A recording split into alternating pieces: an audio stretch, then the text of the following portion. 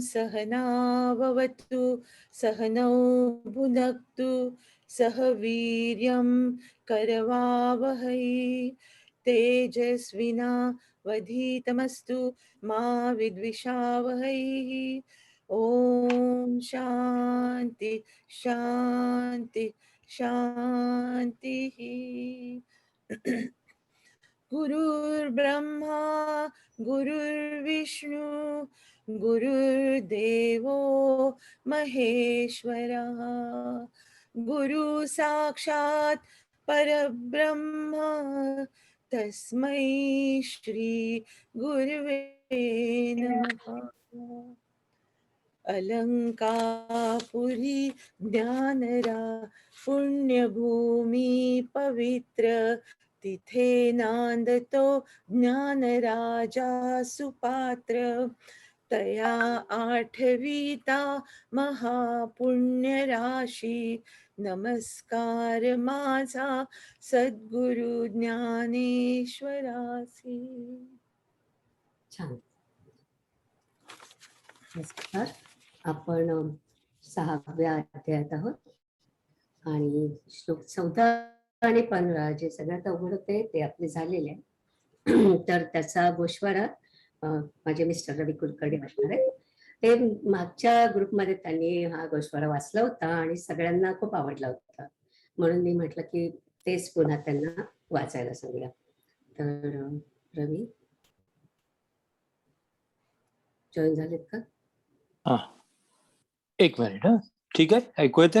ऐकू येते. ओके. मी आता श्लोक 14 व 15 याचा गोषवारा वाचणार आहे. मी या गोषवारा वाचण्याकरता व्हॉलंटियर याच्याकरता केलं की मी जेव्हा गोषवारा लिहिला होता तेव्हा पहिल्यांदा मी एकदा वाचले हे श्लोक, त्यांचा अर्थ वाचला आणि जवळजवळ मी ते 5 ते 6 वेळा किंवा जास्त वेळा हे पुन्हा पुन्हा श्लोक वाचले. आणि ज्ञानेश्वरांनी इथं उपमा इतक्या छान दिलेल्या आहेत की प्रत्येक वेळेला मी वाचला तेव्हा काहीतरी त्यातनं नवीन अर्थ निघाला होता. आणि नवीन अर्थ निघाला नव्हता, नवीन अर्थ मला समजला होता. ओके. तर आता मी हा गोषवारा वाचतोय. गीतेतील हे 2 श्लोक योगी मन शांत करून अष्टांग योगाच्या मार्गाने कुंडलिनी देवी जागृत कशी करतात व आत्मज्ञान कसे मिळवतात याचं पूर्ण सविस्तर वर्णन त्यांनी सांगितलंय. यातला गुढार्थ ज्ञानेश्वर महाराज आपल्या सोप्या भाषेत अनेक उपमा देऊन आणि सामान्य माणसाला समजेल अशा भाषेत सांगतात. 14वा श्लोक आहे की प्रथम योग्याने मनाचे संयमन करून चित्त शांत ठेवून स्थानावर कसे बसावे हे सांगतात. त्यानंतर कुंडलिनीचा प्रवास सप्तचक्रातून कसा होतोय हे सुंदररित्या त्यांनी दाखवले.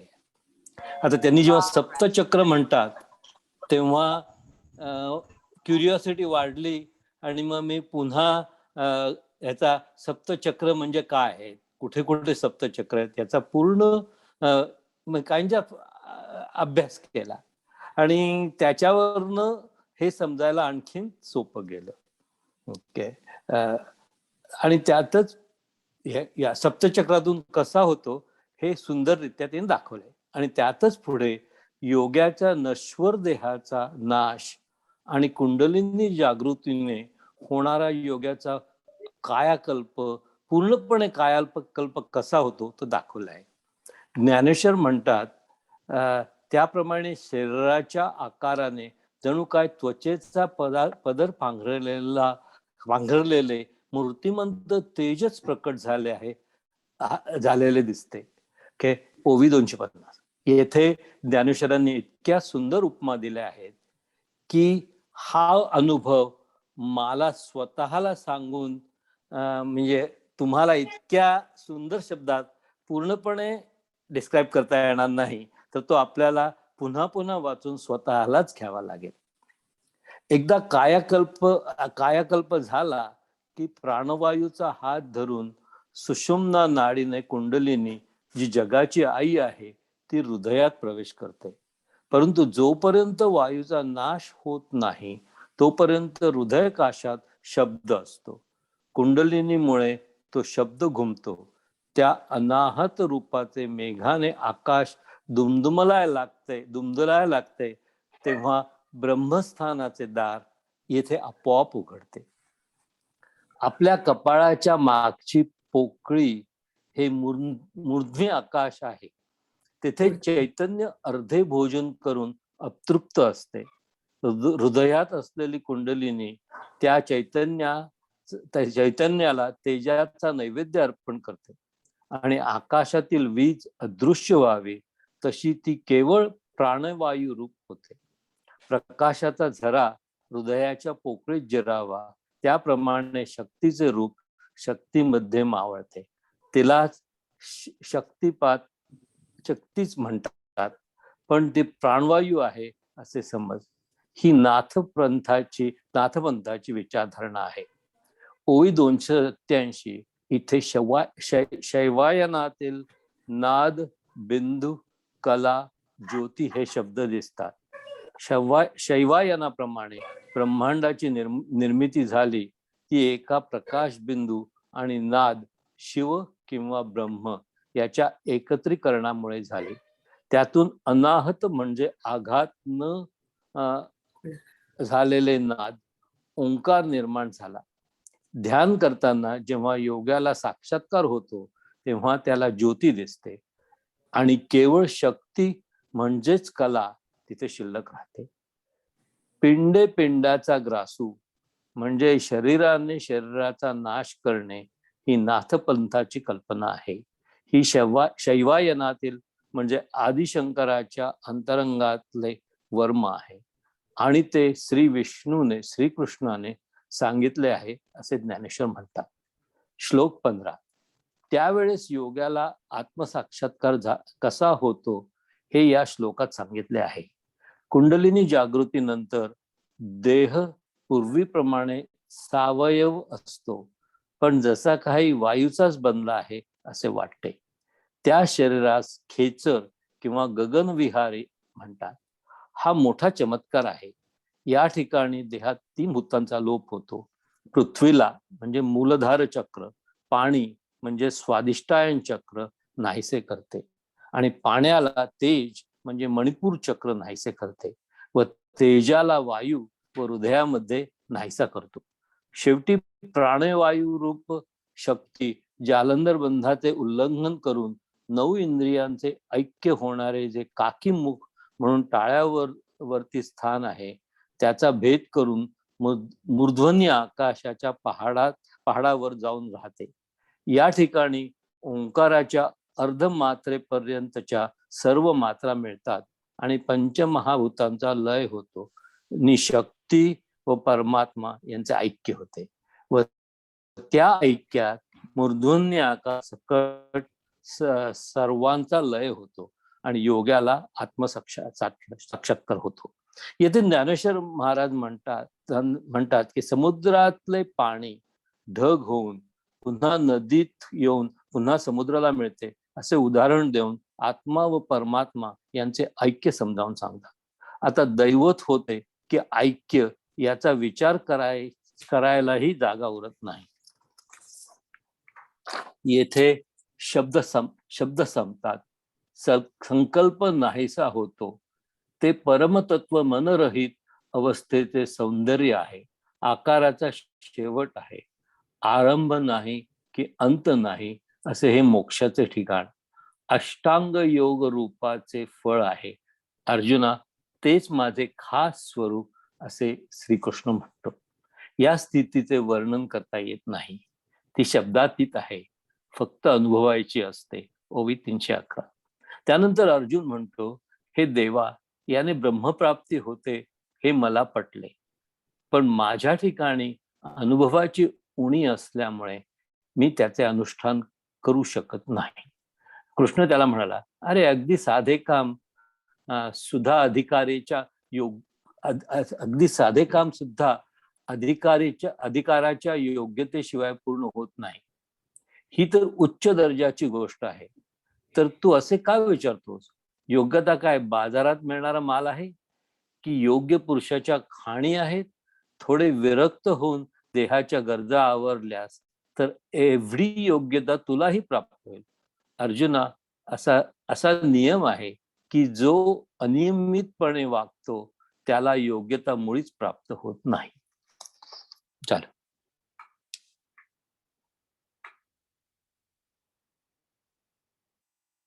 ऐकू येत नाहीये.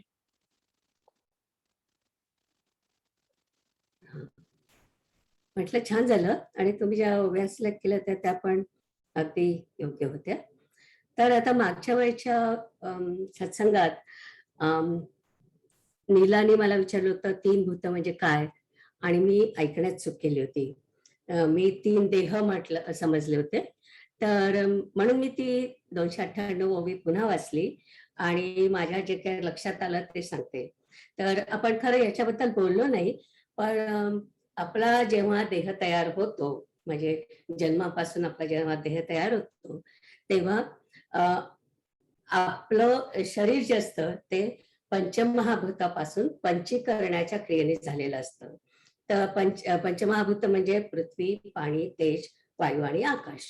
तर अष्टांग योगाच्या कल्पनेप्रमाणे आपल्या शरीरातलं जे जड तत्व असतं ते मूलाधार चक्राच्या म्हणजे अगदी खाली तिथून कंट्रोल होतं, आणि आता यांनी सांगितलं तसं पाणी स्वादिष्ठान चक्राच्या तिथे कंट्रोल होतं, तेज मणिपूर चक्राच्या तिथे, वायू हृदयात, आणि शेवटी आकाश म्हणजे मूर्धनी आकाश जे म्हटलं तिथे कंट्रोल केलं जातं. तर 299व्या ओवीत सांगितलंय त्यांनी की ह्या सगळ्या चक्रातून आलेल्या गोष्टी आपल्या पंचमहाभूत म्हणजे आपल्या ऍक्च्युअली शरीरातले पंचमहाभूत, त्याच्यातलं पाणी पृथ्वीला नाहीसं करतं, तेज पाण्याला नाहीसं करतं, वायू तेजाला नाहीसं करतं. म्हणजे 5 पैकी 3 भूतांचा इथे लय होतो, आणि मग वायू तेजाला नाहीसं करतो, राईट. आणि 5 पैकी 3 भूतांचा इथे लय होतो, असा त्याचा अर्थ आहे. तर माझं ऐकण्यात चूक झाली होती, म्हणून सॉरी अबाउट दॅट. तर आणि दुसरं म्हणजे मीनाने म्हटलं होतं की याच्या शेवटच्या काही ओव्या आहेत त्याचं संगत लागत नाही. तर ऍक्च्युअली त्याच्याबद्दल थोडंसं बोलते की आत्मसाक्षात्काराबद्दल कृष्णाने सांगितल्यावर अर्जुन म्हणतो, हा मार्ग मला समजला, पण मला त्याचं अधिकारित्व नाही. म्हणजे त्यासाठी जी काय तयारी लागते, आपण मागे पाहिलं होतं की 8 पायऱ्या ज्या सांगितल्या होत्या ते अर्जुनाने केलेलं नाही, किंवा ज्ञान मार्गामध्ये जे काय साधन चतुष्टय आहे ते त्याने केलेलं नाही. आपण आता त्याला वैराग्य आला, अर्थात त्याला स्मशान वैराग्य आलेलं आहे, पण त्याला वैराग्य आलेलं आहे, पण त्याला असं वाटतं की काहीतरी पटकन करून मला आत्मज्ञान होईल, म्हणजे मला हे युद्ध नको करायला, म्हणून त्याला काहीतरी इन्स्टंट रेसिपी हवी होती. आणि म्हणून तो म्हणतो की हे सगळं तू म्हणतोयस, पण हे सगळं मला कळलं, पण याला तर अधिकारित्व हवं ना. आणि ते असं अधिकारित्व काय असं नुसतं उत्सुक कोणीही मार्ग करून होत नाही ना. तर त्यावर कृष्ण म्हणतो, आता यांनी सांगितलं तसं, की हे अवघड आहे, पण कुठल्याही गोष्टीला तयारी करावीच लागते ना, योग्यता काही बाजारात मिळत नाही. तर आणि त्याच्या पुढच्या ओवीचा आशय असा की योग्यता मिळवायला वैराग्यापासून सुरुवात करावी लागते, ते तुला आलेलं आहे, पण त्याशिवाय अनेक गोष्टी नियमितपणे कराव्या लागतात. तर नियमितपणा आवश्यक आहे, आणि नियमितपणा म्हणजे काय ते पुढच्या 3 श्लोकात आपल्याला सांगितलं आहे. म्हणजे अगदी खाणं पिणं झोपणं इत्यादी पासून सगळा नियमितपणा पाहिजे. तर आतापर्यंत हे बरंच हेवी ड्युटी झालं, पण आता थोडीशी गंमत आहे या पुढच्या 3 ओव्यांमध्ये. तर त्याचं मी थोडंसं सांगते, नंतर मग आपण ते श्लोक आणि ओव्या वाचूया. तर त्याच्यामध्ये नियमितपणा म्हणजे काय ते सांगितलं त्यांनी, की अति खाणं किंवा न खाणं, अति झोपणं किंवा न झोपणं, यांनी हे जे केलं त्यांना योग्यता प्राप्त होत नाही, तर ते टाळावं आणि विषय वासना टाळावी. तेव्हाच इंद्रियाचा निग्रह होतो. आणि त्यासाठी विवेक, वैराग्य, यम, नियम, आसन इत्यादी या अध्यायात सांगितलेल्या गोष्टी करायला पाहिजे. तर तेव्हा मग माणूस योगयुक्त होतो. योगयुक्त म्हणजे नियमन पण त्याच्याकडे असतं आणि योग, हे दोन्ही जो एकत्र करतो तो योगयुक्त. तर तो जेवण झोप सगळं त्याचं बॅलन्स पाहिजे, आघाडी नको. अगदी योगासन आणि प्राणायाम सुद्धा आघाडीपणाने करू नये. मला काही लोक माहित आहे की ते 3-3 तास 4-4 तास योगासनं करतात आणि ते म्हणजे पुन्हा एक्सेंट्रिक सारखंच आहे. त्यांनी सुद्धा तुम्हाला काही असं ऍडिशनल असं काही मिळतं असं नाही.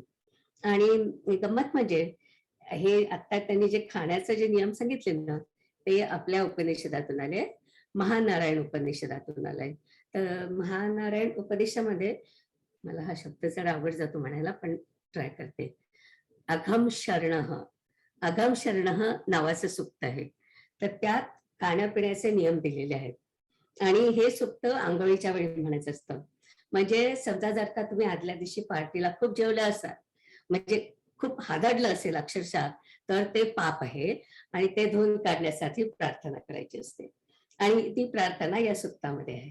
आणि किती खाणं म्हणजे अति खाणं, तर त्याच्यासाठी एक गमतीदार मंत्र आहे, तो मी तुम्हाला सांगते. पुरयेत अशने अर्धम तृतीय उदकेन तू. पुरयेत अशने अर्धम म्हणजे अर्ध पोट सॉलिड फूड खायचं, तृतीय उदकेन तू 1/4 पोट पाणी प्यायचं, पाणी किंवा इतर सात्विक द्रव्य काय असतील ते, आणि वायू संचरणार्थाय चतुर्थम अवशेषय, म्हणजे 1/4 पोट नेहमी मोकळं राहू द्यायचं, त्याला ते सगळं चरविचरण होण्यासाठी. तर अशा प्रकारे त्यांनी अति खाणं म्हणजे काय त्याची पण डेफिनेशन दिलेली आहे. आणि 17व्या श्लोकात जेव्हा ते म्हणतात की युक्ताहार विहारस्य, म्हणजे फक्त जेवणच नाही कंट्रोल करायचं, तर करमणूक सुद्धा मॉडरेशन मध्ये पाहिजे. म्हणजे टीव्ही पाहायचं किंवा व्हिडिओ गेम खेळायचं, सुडोकू खेळायचं, हे सुद्धा कंट्रोलमध्ये पाहिजे. तर आता आपण 16 आणि 17वा श्लोक वाचूया. मला वाटतं निलिमा, ते पुढे जायच्या आधी काकी मुख म्हणजे काय सांगशील का जरा? हा, काकी मुख म्हणजे मी ऍक्च्युअली लिहून ठेवलं होतं. मला वाटतं की म्हणजे काकी मुख म्हणजे ते म्हणतात की आपल्या टाळूवरती आपण जन्मतो तेव्हा ते जी गॅप असते ना, म्हणजे लहान मुलं जेव्हा जन्मतं तेव्हा त्याची इथे गॅप असते, तर ती जी गॅप असते त्याला काकी मुख म्हणतात. अच्छा, ओके. वाचू आता? वाच. ओके. नात्यशस्तंतु योगेस्ति न चैकांत मनश्नतः न चाति स्वप्नशीलस्य जाग्रतो नैव च अर्जुन. पण हे अर्जुन, अति खाणारा अथवा अगदीच न खाणारा किंवा अति झोप घेणारा अथवा मुळीच झोप न घेणारा असा जो असेल त्याला योग प्राप्त होणार नाही. जो जिव्हेच्या अधीन आहे किंवा झोपेला जीवापासून व्हायलेला आहे तो योगाविषयी अधिकारी आहे असे म्हणता येत नाही. अथवा जो हट्टाच्या बंधनाने भूक व तहान कोंडतो व भुकेला मारून आहार तोडतो व जो निद्रेच्या वाटेस जात नाही, त्याप्रमाणे ज्याच्या ठिकाणी हट्टाचा पूर्ण संचार होऊन जो नाचतो त्याचे ते शरीरच त्याच्या ताब्यात राहणार नाही, तर मग योग कोण करणार? म्हणून विषयांचे अतिसेवन करावे अशी विरोधी बुद्धी नसावी किंवा वाजवीपेक्षा फाजील नियमन करणे हेही कामाचे नाही. जो रसनेंद्रियांचा अंकिला का निद्रेची जीवे विकला तो नाही येथ म्हणी त्याला अधिकारिया. अथवा अग्रहाची बांधोडी क्षुधा तृषा कोंडी आहाराते तोडी मारुनिया. निद्रेची वाटा नवचे ऐसे दृढी वेचेनी अवतरणे नाचे. ते शरीराची नव्हे तयाचे मा योगू कवणाचा म्हणून अतिशय विषय सेवावा तैसा विरोध न व्हावा. का सर्वथा निरोधू करावा हेही नको. युक्त आहार विहारस्य युक्त चेष्टस्य कर्मसु युक्त स्वप्नावबोधस्य योगो भवति दुःखः. ज्याचे खाणे व हिंडणे परिमित आहे, जो सर्व कर्मे मापून करतो, ज्याची निद्रा व जागर परिमित आहेत, त्याला हा योग संसाररूपी दुःखाचा नाश करणारा होतो. अन्न तर सेवन करावे, परंतु नियमाच्या मापाने मोजलेले असावे. त्याचप्रमाणे इतर सर्व क्रिया कराव्यात. मोजके शब्द बोलावेत, नियमित पावलांनी चालावे व एका योग्य वेळी झोपेलाही मान द्यावा. जागावयाचे जरी झाले तरी तेही परिमितच असावे. एवढ्याने अनायासे कफवातादी सर्व धातूंची समता राहील. अशा नियमितपणे इंद्रियांना विषय दिले असता मनच संतोषाला वाढवते. आहार तरी सेविजे, परियुक्तीचे नि मापे मविजे. क्रियाजात आचरिजे तयाची स्थिती. मोपितला बोली बोलीजे, मितला पावली चालीजे. निद्रेही मानू दिजे अवसरे एके. जागणे जरी जाहाले तरी व्हावे ते मितले. येतुलेनी धातुसाम्य संचले असेल सुखे. ऐसे युक्तीचे नि हाते, जे इंद्रिया वोपीचे भाते. तै संतोषासी वाढते मनची करी. यदा विनियतम चित्तम आत्मन्येवावतिष्ठते निस्पृहा सर्व कामेभ्यो युक्त इत्युच्यते तदा. तेव्हा नियमन केलेले असे चित्त आत्म्याच्या ठिकाणी लय पावते आणि जेव्हा सर्व प्रकारच्या इच्छांविषयी साधक निरीच्छ होतो, तेव्हा त्याला योग सिद्ध झाला असे म्हणतात. मग बाह्येंद्रियांना नियमितपणाचे वळण पडते आणि मग अंतःकरणात सुख पडते. अशा स्थितीत अभ्यासाचे कष्ट न पडता योगाचा अभ्यास सहजच होतो. ज्याप्रमाणे दैवाचा उदय झाला असता मग उद्योगाचे निमित्त होते, नंतर सर्व ऐश्वर्य आपोआप घरी चालत येतात, त्याप्रमाणे नियमाने वागणारा पुरुष ज्या वेळेस लीलेने आपला मोर्चा योगाभ्यासाकडे वळवतो, त्याच वेळेला त्याचा अनुभव आत्मप्राप्ती रूपाने पिकतो. म्हणून अर्जुना, हा नियमितपणा ज्या भाग्यवानाच्या हातून घडतो, तो पुरुष मोक्षाच्या राज्याने अलंकृत होतो. बाहेर युक्तीची मुद्रा पडे तेव्हा आत सुख वाढे. तेथे सहजेची योगुगडे नाभ्यासिता. जैसे भाग्याचेही भडसे उद्यमाचे नि मिसे. मग समृद्धी जात आपैसे घर रिगे. तैसा युक्तिमंतू कौतुके अभ्यासाची मोहरा ठाके. आणि आत्मसिद्धीची पिके अनुभवू तयाचा. म्हणून युक्ती हे पांडवा घडे जया सदैवा. तो अपवर्गीची आहे राणीवा अलंकारिजे. यथा दीपो निवातस्थो नेंगते सोपमा स्मृता.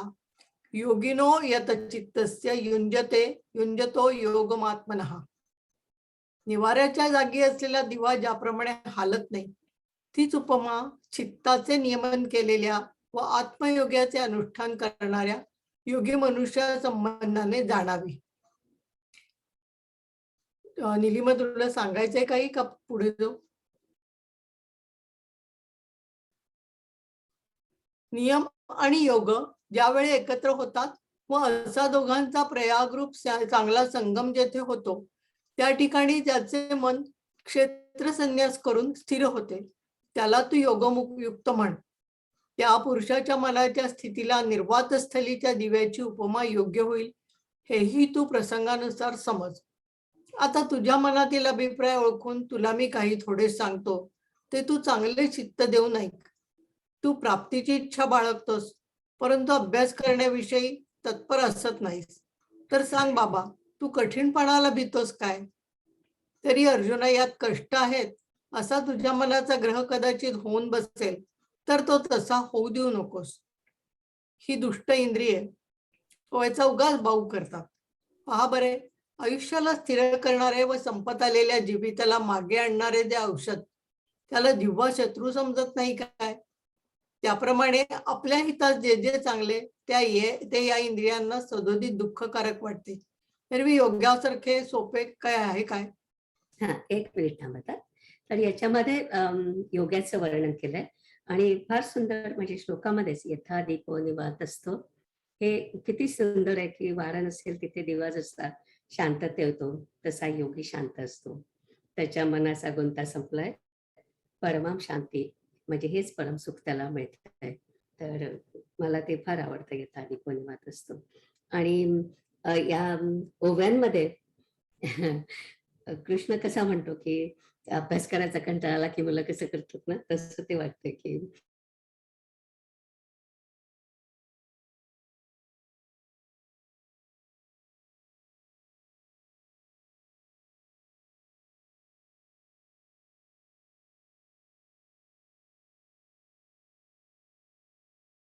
कारण ते पण योगाचंच वर्णन.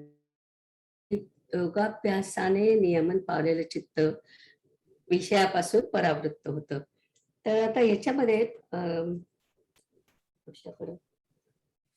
आत्मा 3 वेळा आला. हा, 20व्या श्लोकामध्ये 3 वेळा आत्मा आला आहे.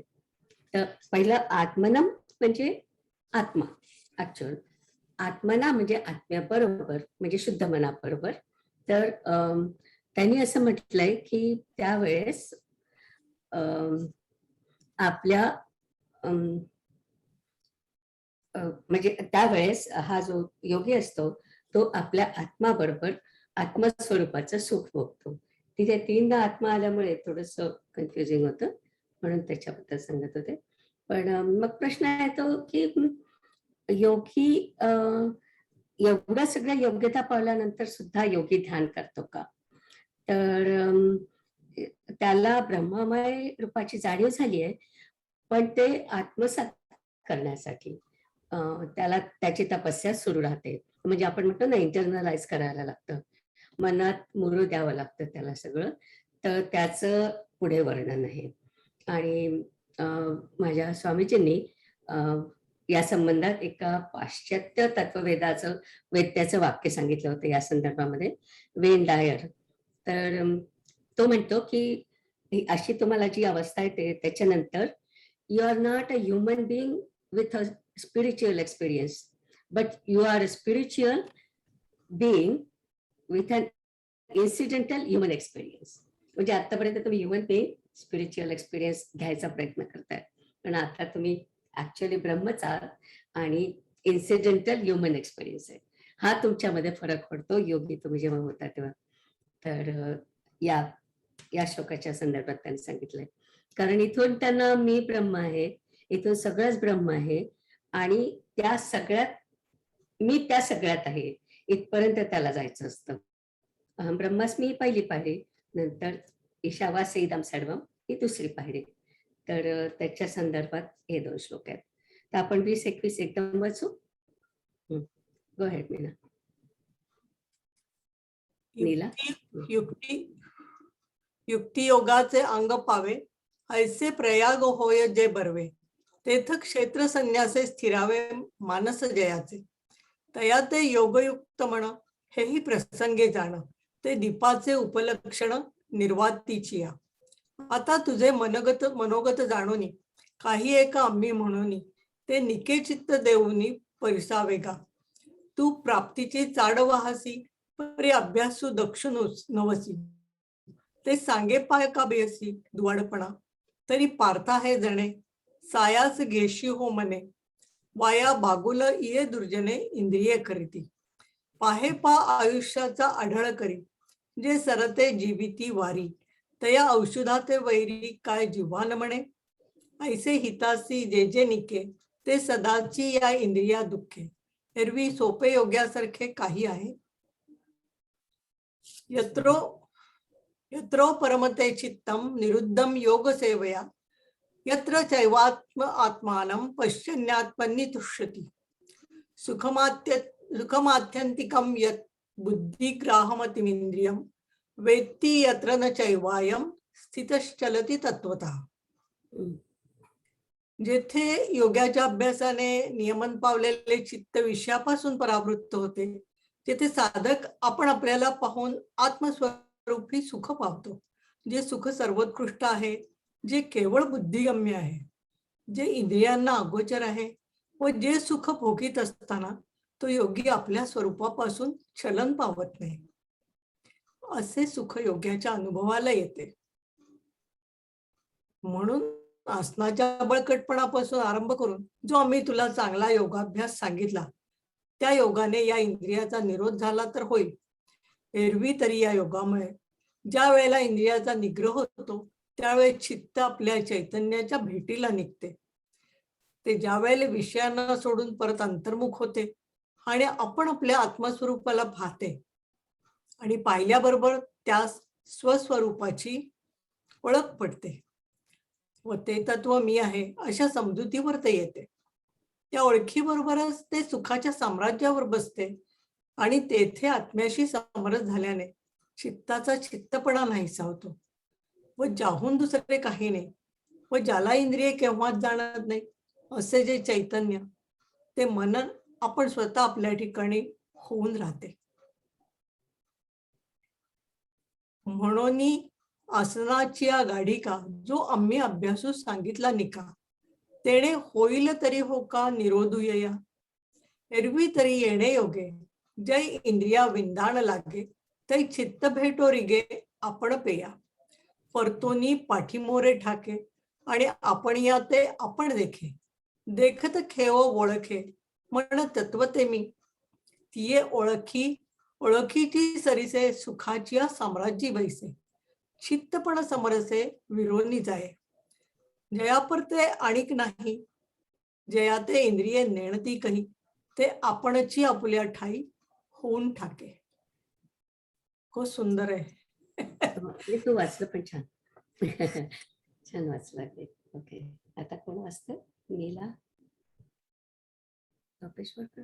आता नीता धोपेश्वर. ओके. चालू करू. हो. यम लब्ध्वा चापरं लाभं मन्यते नाधिकं ततः, यस्मिन् स्थितो न दुःखेन गुरुणापि विचाल्यते.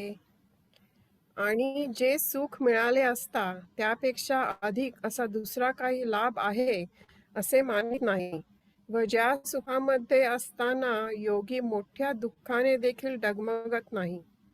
मग मेरूपेक्षा मोठ्या दुःखाच्या डोंगराने त्याचा देह जरी दडपला तरी पण त्या भाराने त्याचे चित्त दडपत नाही.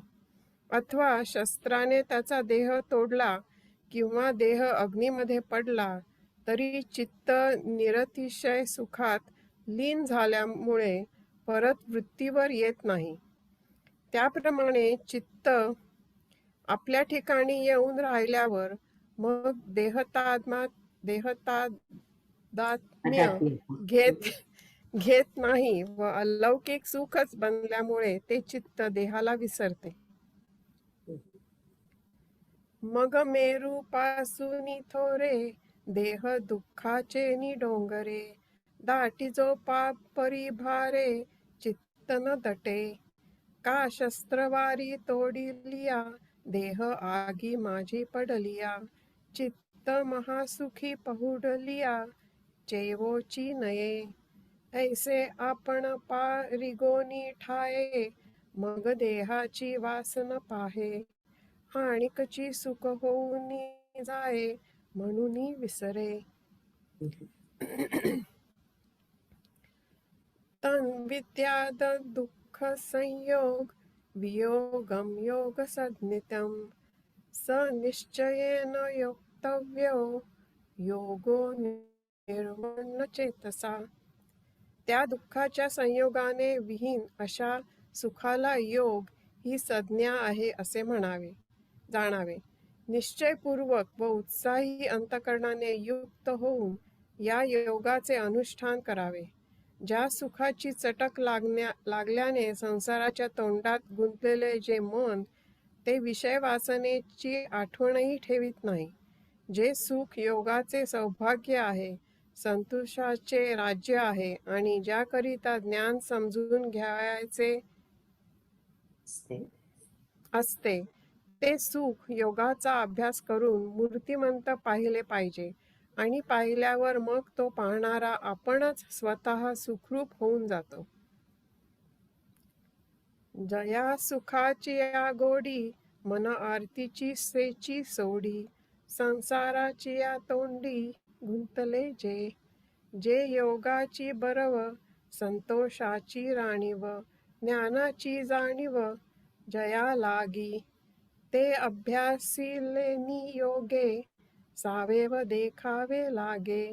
देखिले तरी अंगे, होई जे लगा. संकल्प प्रभवान कामास त्यवक्ता सर्वान शेषतः. मन संवेद्रियांग्रामं विनम्य समन्ततः. विनियम्य समंतता. विनियम्य समन्ततः. हं. संकल्पापासून उत्पन्न होणाऱ्या सर्व कामांना निशेष टाकून व सर्व इंद्रियांचे सर्व बाजूनी मनाने नियमन करून. हं. पण बाबा अर्जुना, एक प्रकाराने तो योग सोपा आहे. तो कसा म्हणशील तर संकल्पाला पुत्रशोक दाखवावा. संकल्पाचा पुत्र जो काम विषय वासना, तो नाहीसा करावा. हा संकल्प जर विषय वासना मेल्या असे ऐकेल व इंद्रिये नेमलेल्या स्थितीत आहेत असे पाहिल तर तो ऊर फुटून प्राणास मुकेल. असे हे वैराग्याने केले तर संकल्पाची येरजार संपते व बुद्धी धैर्याच्या महालात सुखाने वास करते. परी तोची योगू बापा, एके परी आहे सोपा. जरी पुत्र शोकू संकल्पा दाखविचे. हा विषयांते निमलिया ऐके, इंद्रिये नेमाची या धारणी देखे. तरीही ये घालुनी मुके जीवितासी. ऐसे वैराग्य हे करी, तरी संकल्पाची सरेवारी. सुखे धृतीची या धवळारी, बुद्धी नांदे. छान उपमा दिली आहे ना त्यांनी की आपले संकल्पापासून काम विषय वासना निर्माण होतात. म्हणजे काम विषय जे काय आपल्याला इच्छा होतात त्या सगळ्या संकल्पाचा पुत्र. तर त्या सोबत मारून टाकल्या तर त्याला पुत्रशोक होईल आणि मग संकल्प पण गळून पडेल असं. हे सगळं काव्य आहे त्यांचं. ओके, पुढे जाऊया. 25-26 एकदम वाचायचं. शनै शनै रूपरमेद बुद्ध्याती गृहीतया. तुझा आवाज खूप कमी झाला नीता.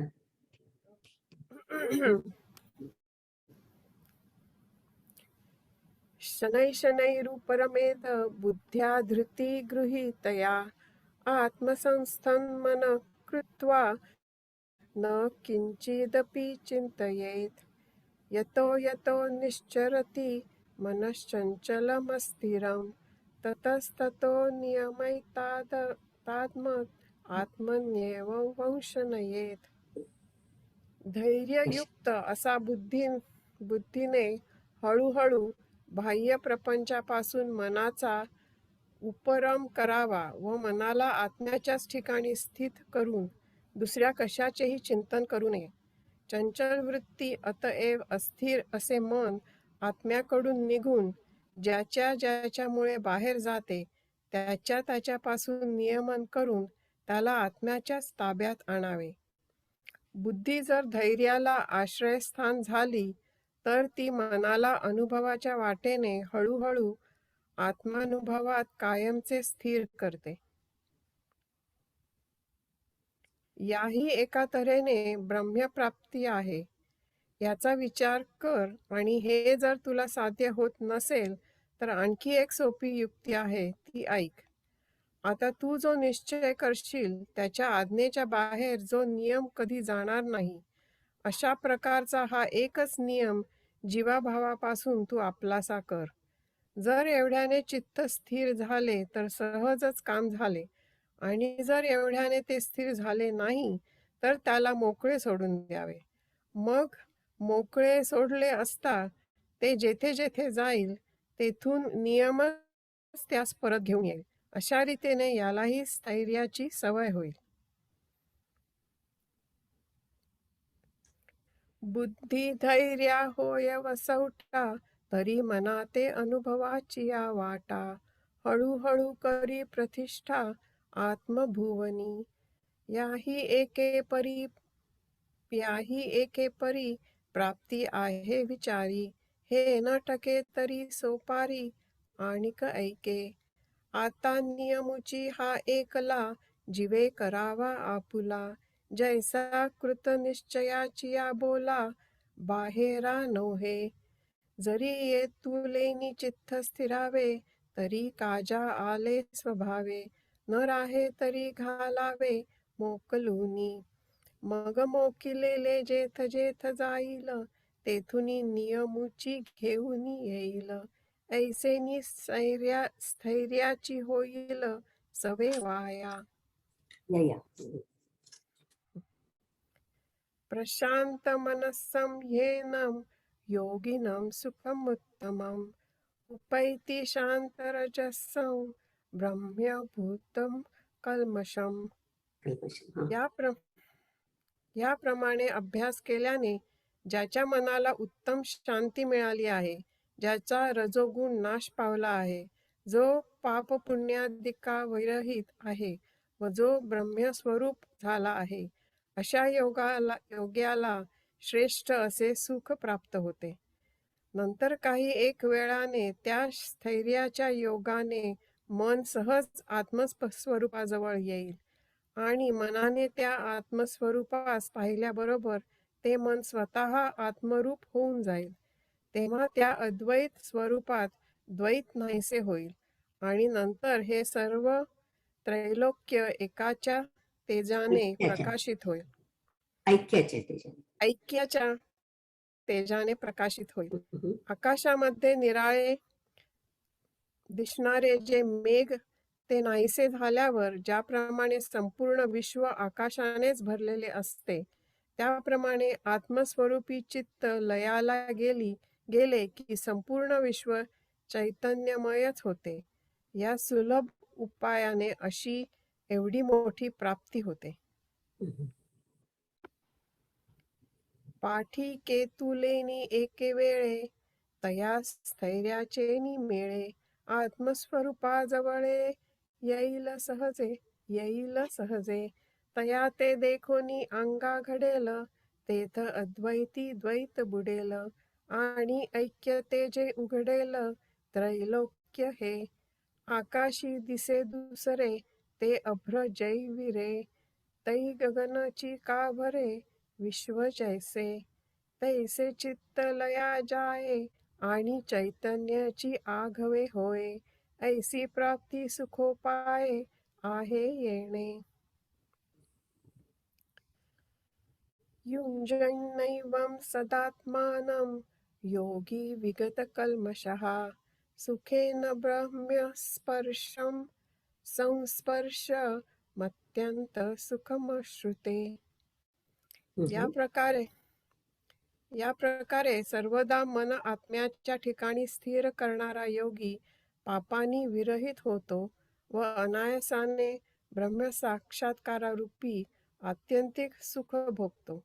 संकल्पाच्या संपत्तीचा विषयवासनांचा त्याग करून पुष्कळांनी या सोप्या योग मार्गाचा अनुभव घेतला आहे. ते पुरुष अनायासे परब्रह्माच्या आत आले. ते कसे तर मीठ पाण्यात मिळाले असता पाण्यात सोडून जसे ते वेगळे राहत नाही, त्याप्रमाणे त्या योग्याची जेव्हा परब्रह्माशी मिळणी होते, तेव्हा वरील मीठ पाणी यांच्या दृष्टांताप्रमाणे एक स्वरूपाची स्थिती होते. मग समरसतेच्या मंदिरात संपूर्ण जगासह त्याला महासुखाची दिवाळी दिसते. आपल्या पायाने आपल्या पाठीवर चालण्यासारखे हे आहे. अर्जुना, म्हणून जर तुला ते करता येणार नाही तर दुसरे सांगतो, ऐक. या सोपिया योगस्थिती, उकलू देखीला गा बहुती. संकल्पाची या संपत्ती रुसोनिया. ते सुखचेनी सांगाते, आले परब्रह्मा आतवते. ते लवण जैसे जळाते, सांडू नेणे. तैसे होयतिये मेळी, मग समरस्याची या राऊळी. महासुखाची दिवाळी जगेसी दिसे, ऐसे आपले पायवरी, चालिजे आपुले पाठीवरी. हे पार्था नागवे तरी, आन ऐके. खूप छान, खूप छान. खूप प्रगती केली थँक्यू. प्रॅक्टिस केली खूप ना. व्हेरी हो, गुड. प्रॅक्टिस केली. मला ऑडिओ फाईल पाठवली ज्योती जोशीने आणि मग अच्छा. त्याच्यावर मी प्रॅक्टिस केली. हो, छान छान. तेच महत्वाचं आहे ना, आपण शिकणं महत्वाचं आहे स्वतः. सगळं छान वाचलंस, मराठी पण छान वाचलंस, संस्कृत पण छान वाचलंस. गुड. 29 आणि 30 श्लोक एकदम वाचायचे आहेत. आणि त्याच्यामध्ये आता वरती जसं म्हटलं तसं हे सगळं अवघड आहे म्हणून सोपा मार्ग सांगतो. आणि ईश्वर सर्व भूतानां म्हणजे मी सगळीकडे व्यापून उरलं आहे. सगळ्या प्राणात पाणीमात्रात ईश्वरच आहे. जसं म्हणतात योमाम पश्यते सर्वत्र सर्वंच मयी पश्यते. तर हे म्हणजे आता जे काय सांगतात ते पूर्णपणे नाही, पण आपल्याला काही प्रमाणात प्रयत्न करण्यासारखं आहे. म्हणजे अष्टांग योगापेक्षा मला वाटतं हे खरं सोपं आहे जे काय आता सांगतात ते. तर माऊलींनी छान सांगितलं आपल्याला, आपण ऐकूया, वाचूया. मी वाचू? हो वाच. मी जया. ओके, हो हो वाच. ठीक आहे. ऑलराईट. ऐकायला येत आहे ना बरोबर? हो हो छान. सर्वभूतस्थमात्मानं सर्वभूतानि चात्मनि ईक्षते योगयुक्तात्मा सर्वत्र समदर्शनः यो मां पश्यति सर्वत्र सर्वच्च मयि पश्यति तस्याहं न प्रणश्यामि स च मे न प्रणश्यति. ज्याचे मन योगयुक्त झाले आहे तो प्राणी मात्रांच्या ठिकाणी आत्म्यास पाहतो व आत्म्याच्या ठिकाणी प्राणी मात्र आहेत असे पाहतो. तो सर्व ठिकाणी समदृष्टी होतो. जो मला सर्वत्र पाहतो आणि माझ्या ठिकाणी सर्व पाहतो त्याला मी कधी दृष्टीआड होत नाही व तो मला कधी दृष्टीआड होत नाही. आणि मी तर सर्व देहांमध्ये आहे, त्यात विचार करण्यासारखे काही नाही. आणि त्याचप्रमाणे माझ्या ठिकाणी हे सर्व आहे. हे असेच बनलेले आहे व परस्पर मिसळलेले आहे. पण अरे, बुद्धीने एवढे ग्रहण मात्र केले पाहिजे.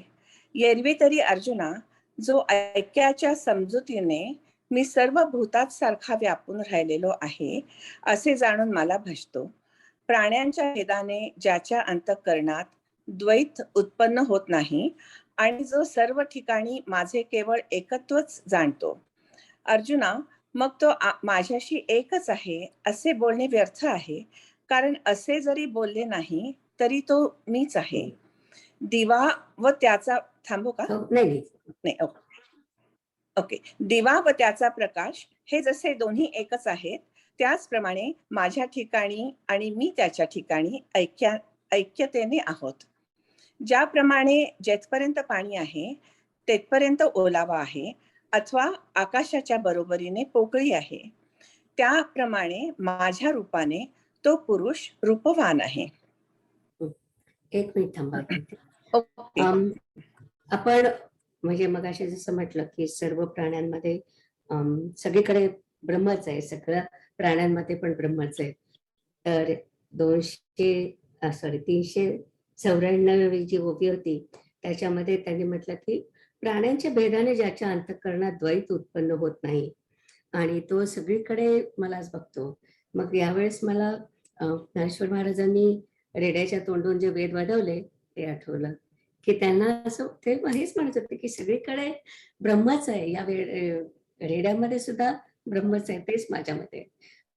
आणि म्हणून त्यांना सगळीकडचं जे ऐक्य दिसतं, मी जसं म्हटलं दुसरी पायरी, पहिली पायरी मी ब्रह्म आहे आणि नंतर सगळीकडे ब्रह्म आहे, तर ही दुसरी पायरी वाचूया. ओके. तरी मी तव सकळ देही ऐसे एथ विचारू नाही आणि तैसेच माझ्या ठाई सकळ असे. हे ऐसची संचले परस्परे मिसळले बुद्धी घेपे एतुले होवाएगा. एरवी तरी अर्जुना, जो एकवटलिया भावना, सर्वभूती अभिन्ना, माते फसे. भूतांचे अनेकपणे, अनेक नोहे अंतःकरणे, केवळ एकत्वची माझे जाणे, सर्वत्र जो. मग तो एक हामिया, बोलता दिसत सेवाया, एरवी न बोलीचे तरी धनंजया, तो मीची आहे. दीपा आणि प्रकाशा, एकवंकेचा पांडू जैसा, तो माझ्या ठाई तैसा, मी तया माझे. जैसा उदकाचे आयुष्ये रसू, काकणाचे तिमाने अवकाशू, तैसा माझे रूपे रूपसू, पुरुष तो वा. आता श्लोक आहे.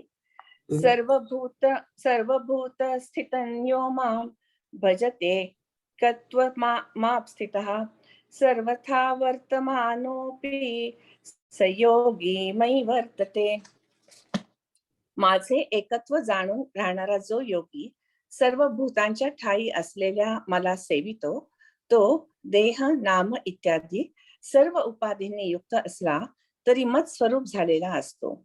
अर्जुना, ज्याप्रमाणे वस्त्रामध्ये केवळ एक सूतच असते, त्याप्रमाणे ज्याने अद्वैत बोधाने सर्व ठिकाणी केवळ मलाच पाहिले आहे, अथवा अलंकाराचे आकार जरी पुष्कळ आहेत तरी त्याप्रमाणे सोनी पुष्कळ नाहीत, अशी अचल पर्वताप्रमाणे ज्याने ऐक्य स्थिती केली आहे, अथवा झाडाची जितकी पाने आहेत तितकी रोपे लावलेली नाही, अशा अद्वैत दिवसाने ज्यास द्वैताची रात्र उजाडली, अशा तऱ्हेने जो अनुभवाच्या योग्यतेने माझ्या बरोबरीचा ठरतो, तो पंचमहाभूतात्मक शरीरात जरी असला तरी मग सांग बरे, तो देहतादात्म्य घेऊन देहात कसा अडकून राहील. माझे सर्व व्यापकपण त्याच्या अनुभवाने कवटाळले आहे, म्हणून त्याला व्यापक असे जरी म्हटले नाही तरी तो सहज व्यापक आहे. आता तो देहधारी जरी असला तरी तो देहाचे तादात्म्य घेत नाही, अशी ही त्याची स्थिती शब्दांनी सांगण्याजोगी करता येईल काय. जैसे ऐक्याची देठी, सर्वत्र मातेची किरटी, देखिला जैसा पटी, तंतु एकू. कासरूपे तरी बहुते आहती, परी तैसी सोनी बहुवे न होती, ऐसी ऐक्याचळाची स्थिती केली जेणे. ना तरी वृक्षांची पाने जे तुली, ते तुली रोपे नाही लाविली, ऐसी अद्वैत दिवसे पाहली, रात्री जया. तो पंचात्मकी सांबडे, मग सांग पा कैसे निअडे, जो प्रतीतीचे निपांडे, मजसी तुके. माझे व्यापकपणे आघवे, गवसले तयाचे अनुभवे, तरी न म्हणता स्वभावे, व्यापकू जाहला.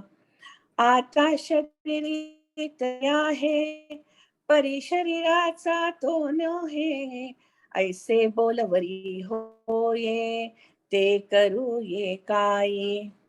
आता श्लोक आहे 32वा. आत्मौपम्येन सर्वत्र समं पश्यति योर्जुन, सुख वा यदि वा दुःखं, स योगी परमोत्मतः. हे अर्जुना, सर्व ठिकाणी जो आपल्यासारखे पाहतो, सुख अथवा दुःख हेही आपल्यासारखे पाहतो, आपल्याहून भिन्न जाणत नाही, तो योगी अत्यंत श्रेष्ठ अवस्थेला पोचलेला आहे असे जाणावे. म्हणून त्याचे विशेष वर्णन करणे राहू दे. जो तत्ववेत्ता सर्व चराचर आपणासारखेच निरंतर पाहतो, सुखादुःखादी कर्मे अथवा पुण्य पापादी कर्मे अशी ही द्वंद्वे जो मनाने जाणतच नाही, हे सम विषम भाव बरे वाईट आणखी हे सर्व निरनिराळ्या प्रकारच्या वस्तू या जसे काही आपले अवयव आहेत असे जो समजतो, हे वेगवेगळे काय सांगावे. ज्याला सर्व त्रैलोक्यच आपण आहोत असे ज्ञान सहजच प्राप्त झाले आहे, त्यालाही एक देह आहे आणि लोकात त्याला सुखी दुःखीही म्हणतात, हे खरे आहे. परंतु आमचा अनुभव असाच आहे की तो परब्रह्म आहे. म्हणून आपल्या ठिकाणी जगत पहावे आणि आपणच जगत व्हावे अशी एक साम्याचीच हे अर्जुना तू उपासना कर. तू समदृष्टी ठेव असे आम्ही एवढ्याच करता तुला पुष्कळ प्रसंगी म्हणत आलो, कारण साम्या पलीकडे ह्या जगात दुसरा लाभ नाही. म्हणून असो ते विशेषे आपण पया सारिखे जो चराचर देखे. ते चुकलं. जो चराचर अखंडित सुख दुःखादिवर्मे काशुभाशुभे कर्मे दोन्ही ऐसी मनोधर्मे नेण्याची जो हे समविषम भाव आणि कही विचित्र जे सर्व ते मानी जैसे अवयव आपुले होती. हे ऐकक काय सांगावे जया त्रैलोक्याचे आघावे मी ऐसे स्वभावे बोधा आले. तयाही देह एकुकीर आथी लौकिकी सुख दुःखी तया ते म्हणती परी आम्हा ते ऐसीची प्रतीती परब्रह्मची हा. म्हणोनी आपणा पा विश्व देखिजे आपण विश्व होईचे ऐसी साम्यची एक उपासिजे पांडव गा. हे तुते बहुती प्रसंगी आम्ही म्हणो याची लागी जे साम्या परवती जगी प्राप्ती नाही. छान वाचलं. आणि आता गाऊन पण दाखवलं ना. तर याच्यामध्ये मुख्य विचार हा आहे की समबुद्धीची याच्यामध्ये सांगितली आहे. आणि ओवी 408 आणि 409 त्याच्यामध्ये त्यांनी जे सांगितलंय की त्याला देह आहे पण त्याला देहबुद्धी नाही. देहबुद्धी नाही म्हणजे तो स्वतःच्या देहाचं कौतुक करत नाही आणि विषयांच्या आहारी जात नाही, म्हणून त्याला देह तादात्म्य नाही असं म्हणतात. तर त्याला पण आणि तो लोकात राहतो म्हणजे त्याला सुखदुःख आहेत, पण तो परब्रह्म आहे. कारण त्याला सगळीकडे जे समत्व दिसतंय त्याच्यासाठी ज्ञानेश्वर माऊली त्याला परब्रह्म म्हणजे त्याला साक्षात्कार झालाय असं ते समजतात. आणि आपल्या ठिकाणी जगत पाहावे आणि आपणच जगत व्हावे अशा एका साम्याचे श्री अर्जुना तू उपासना कर. तर हा महत्वाचा मेसेज आहे याच्यामधला, ज्याला आपण म्हणतो की दुसऱ्या लेवलचं जे अद्वैत आहे की सगळीकडे ब्रह्मच आहे आणि म्हणून सगळीकडे आपण तेच बघायचं. तर तो या श्लोकामधला आणि या ओव्यांमधला महत्वाचा संदेश आहे. तर 37, 38 आणि नाही सॉरी आपण आता 34 ओके. आणि आता 33 आणि 34 श्लोक आहेत. तर प्रिया म्हणू शकतेस का? 8च वाजलेत, आपण करू शकतो ते. ओके, वाचू का मग? वाच. ओके. योयम योगस्त्वया प्रोक्तः साम्येन मधुसूदन एतस्याहं न पश्यामि चञ्चलत्वा स्थितिं स्थिरां चञ्चलं हि मनः कृष्ण प्रमाथि बलवदृढं तस्याहं निग्रहं मन्ये वायोरिव सदुष्करम्. अर्जुन म्हणाला, हे मधुसूदना, तू जो हा समदर्शनाचा योग सांगितलास तो मन हे चंचल असल्यामुळे माझ्या ठिकाणी स्थिर राहील असे मला वाटत नाही. हे कृष्णा, मन चंचल, क्षोभक, बलयुक्त व वळवण्यास कठीण आहे. त्याचा निग्रह करणे वायूच्या निग्रहाप्रमाणेच अत्यंत कठीण आहे असे मला वाटते. यावर अर्जुन म्हणाला, देवा, तुम्ही आमच्या विषयीच्या कळकळीने खरोखर सांगत आहात. परंतु महाराज, या मनाच्या स्वभावापुढे आमचा टिकाव लागत नाही. हे मन कसे व केवढे आहे याचा पत्ता लावू असे म्हटले तर सापडत नाही. एरवी ह्या मनाला वावरणाला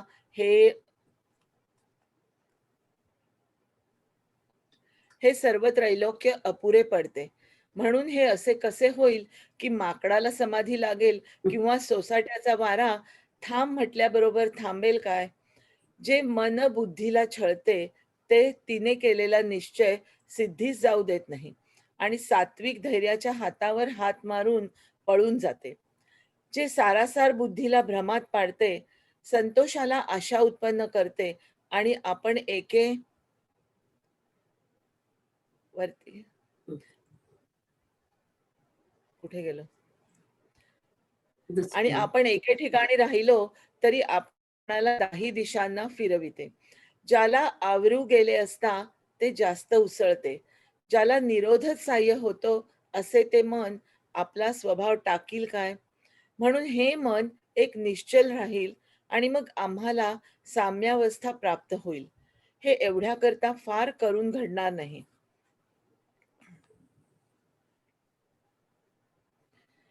अर्जुन म्हणे, देवा तुम्ही सांगा कीर आमुचिया कणवा, परीन पुरोजी स्वभावा मनाचिया.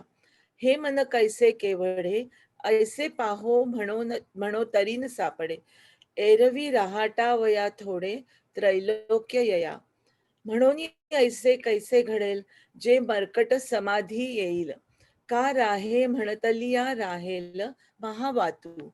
जे बुद्धी ते सळी, निश्चयाते टाळी, धैर्यसे हातफळी मिळवुनी जाय.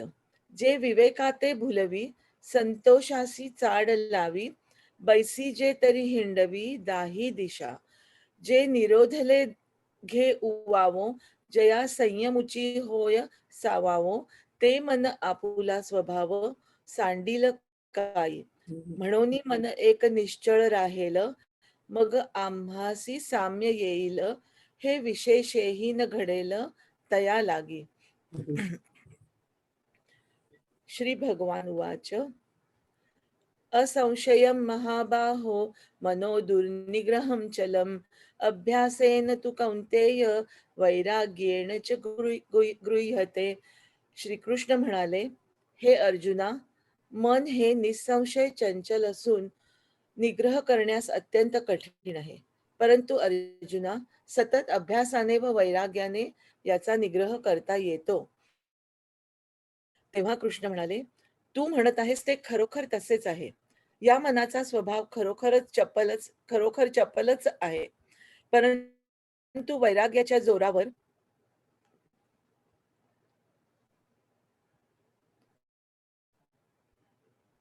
मन जर अभ्यासाकडे वळविले तर काही एका वेळाने ते स्थिर होईल. कारण की या मनाची एक गोष्ट चांगली आहे, ती ही की ते त्याला एकदा गोडी लागली की अनुभवलेल्या गोडीच्या ठिकाणी सवकते. म्हणून त्याला कौतुकाने आत्मानुभव सुखच वारंवार दाखवीत जावे. तव कृष्ण म्हणती साचची, बोलत आम्हासी तैसेची. मला एक मिनिट हा.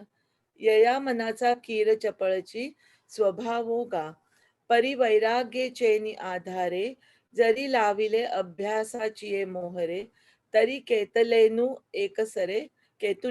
केतुलेनी एक अवसरे स्थिरावेल.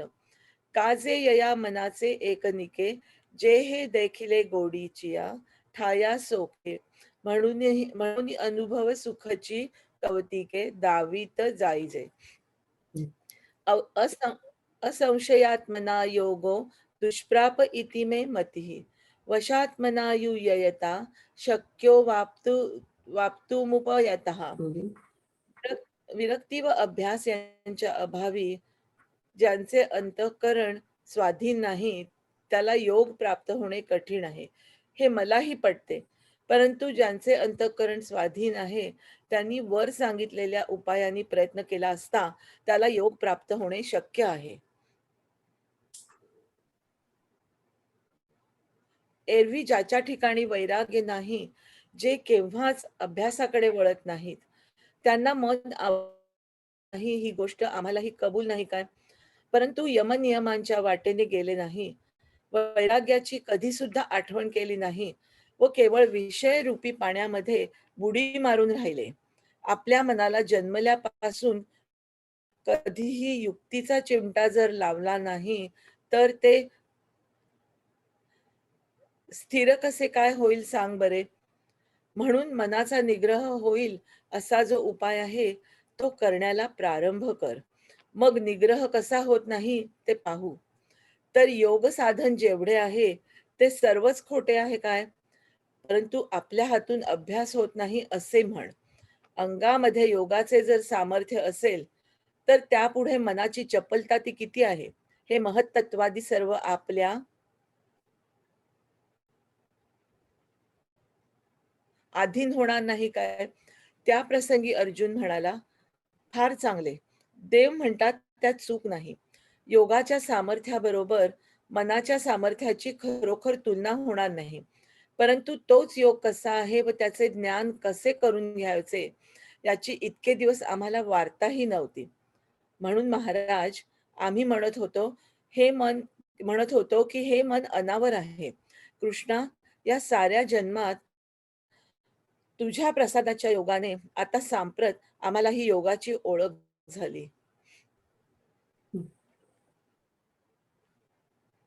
एरवी विरक्ती जयासी नाही, जे अभ्यासून रिघती काही. कही तया ना कळे हे आम्ही न म्हणू काय. परी यमनियमांची या वाटान वचिजे, कही वैराग्याची सेन करिजे. केवळ विषय जळी टाकीजे, बुडी देऊनी. या जालिया मानसा युक्तीची कांबी लागली नाही. तरी निश्चल होईल काही, कैसेनी सांगे. म्हणून मनाचा निग्रह होये, ऐसा उपाय जो आहे, तो आरंभी मग नोहे कैसा पाहो. तरी योग साधन जितुके, ते अवघेची काय लटिके. परी आपण पया अभ्यासून ठाके, हेची म्हणे. अंगी योगाचे होय बळ, तरी मन केतुले चपळ. काय महदादी हे सकळ, आपू नोहे.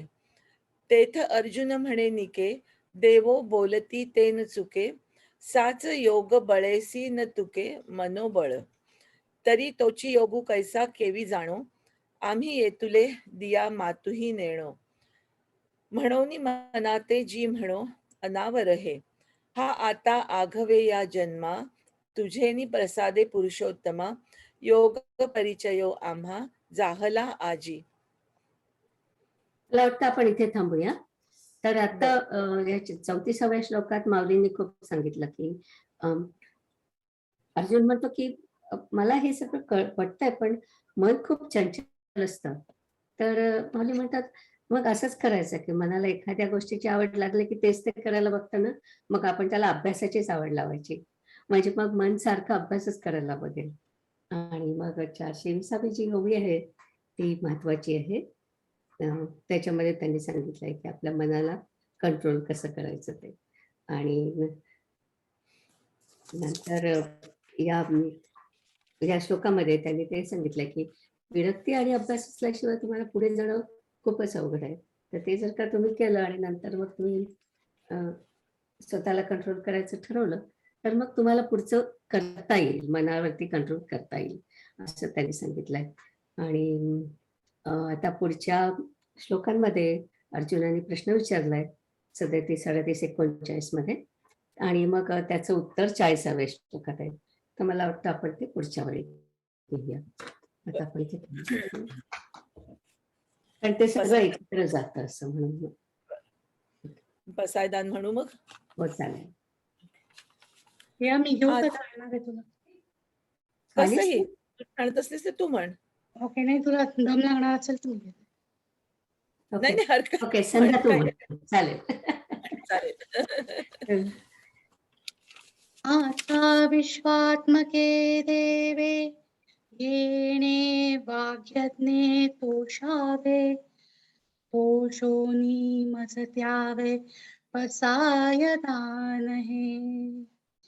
जे खळाची व्यंकटी सांडो, तया सत्कर्मी रती वाढो भूता परस्परे पडो मैत्र जीवाचे दुरिताचे तिमिर जावो विश्वस्वधर्म सूर्ये पाहो जो जे वांछील तो ते लाहो प्राणी जात वर्षत सकळ मंगळी ईश्वर निष्ठांची मांदी आहे अनवरत भूमंडळी भेटतो भूता चला कल्पतरूंचे आरव चेतना चिंतामणीचे गाव बोलते जे अर्णव पियुषाचे